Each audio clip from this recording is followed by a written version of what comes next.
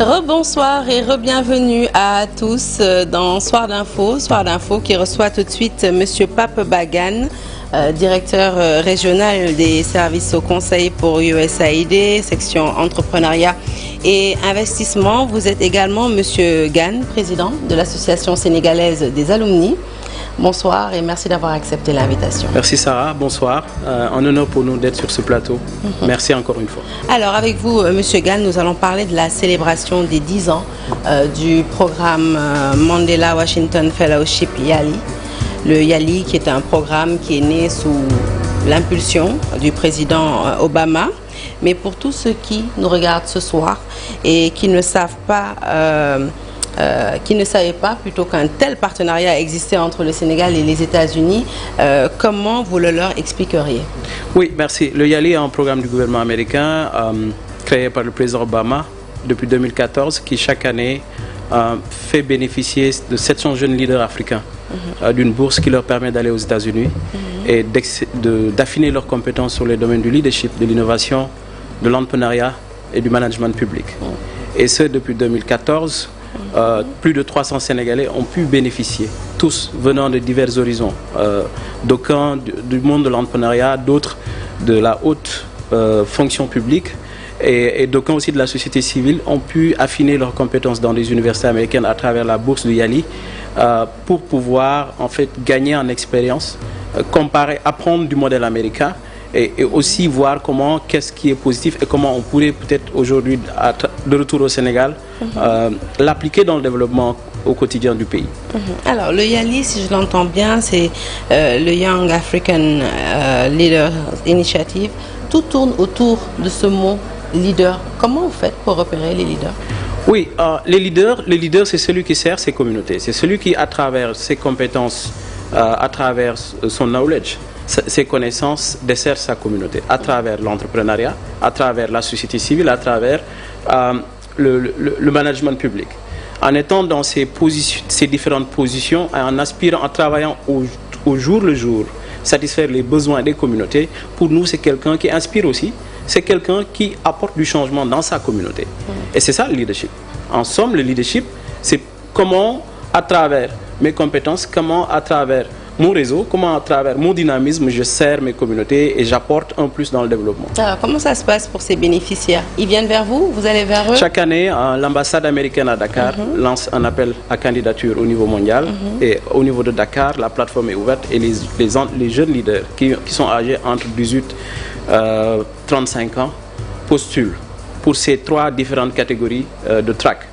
La société civile, ce qu'on appelle le civic leadership, l'entrepreneuriat, les jeunes entrepreneurs qui ont créé des business qui marchent et qui veulent aller se frotter au modèle américain, et les fonctionnaires dans le management public postulent. Et après cela, il y a une sélection qui se fait au niveau de l'ambassade, des entretiens pour sélectionner chaque année 27 qui participent à ce programme de bourse d'échange. En réalité, c'est une bourse d'échange qui permet à des jeunes Sénégalais d'aller aussi affiner leurs compétences, apprendre du modèle américain, mais aussi apporter ce qu'on est en train de faire au Sénégal. C'est pourquoi on dit que c'est un programme d'échange qui tourne autour du leadership.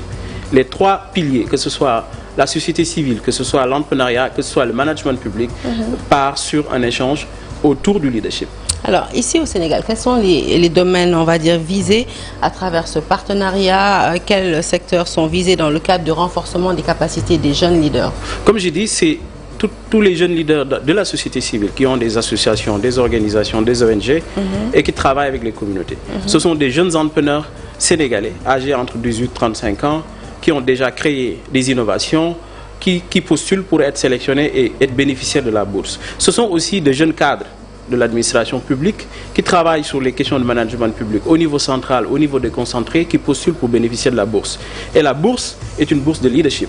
Comme je l'ai dit, vous partez pour apprendre du modèle américain, gagner en compétences, développer un réseau, et la finalité c'est revenir en Afrique. Durée du séjour? Durée de 6 semaines. 6 semaines de formation, de networking dans les universités américaines, et au retour, cela nous permet de voir qu'est-ce qui se fait de bien aux États-Unis et comment on pourrait renforcer ce qu'on est en train de faire dans nos secteurs respectifs au Sénégal. Alors, depuis 10 ans que ce programme a été lancé, vous l'avez dit, c'est pas moins de 356 boursiers qui en ont bénéficié. Concrètement, quel impact, quelle valeur ajoutée ont-ils pu, à travers ce parcours, ce séjour qui leur a été offert, ce programme dont ils ont bénéficié, comment ont-ils pu améliorer, on va dire, les conditions de vie des domaines dans lesquels ils ont été sélectionnés? Oui, on a des exemples. Ceux qui sont dans la société civile, il y en a qui ont créé des organisations aujourd'hui qui marchent, qui desservent des programmes aux populations à la base.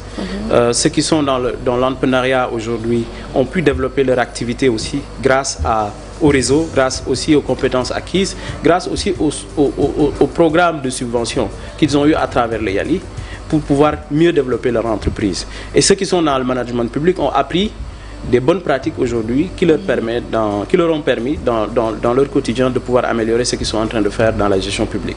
Donc je peux citer quelques exemples comme le CIGES, le Consortium Jeunesse Sénégal, dont Sobel, le fondateur, est un ancien boursier du YALI. Je peux citer une plateforme concrète qui excelle dans tout ce qui est innovation autour des services IT, Babacar Biran, qui est aujourd'hui un ancien boursier, etc., etc. Donc on peut les citer. Il faut dire que ce programme a eu un impact positif chez les jeunes leaders au Sénégal, mais aussi a permis à ces jeunes-là de pouvoir mieux servir leur communauté, mieux servir leur communauté au quotidien. Alors, je disais à l'entame du magazine, c'est un programme qui est né sous l'impulsion du président Obama. Dieu merci, il lui a survécu, il fait son bonhomme de chemin. Aujourd'hui, il vient renforcer, consolider, on va dire, des relations déjà fructueuses, on le sait, entre le Sénégal et les États-Unis.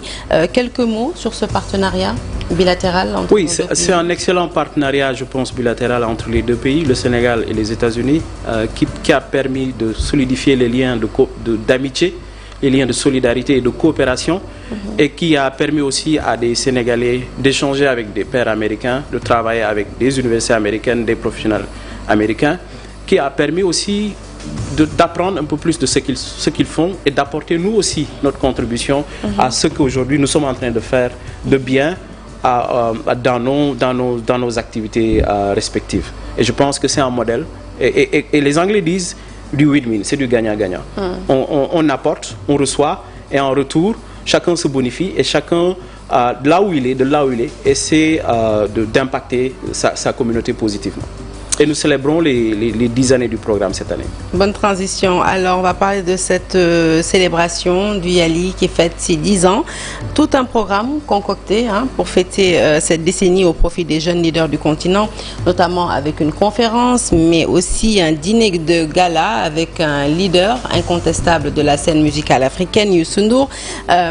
Parlons d'abord de cette conférence. Qu'est-ce qui attend les participants au menu? On attend 300 personnes demain à Azalaï.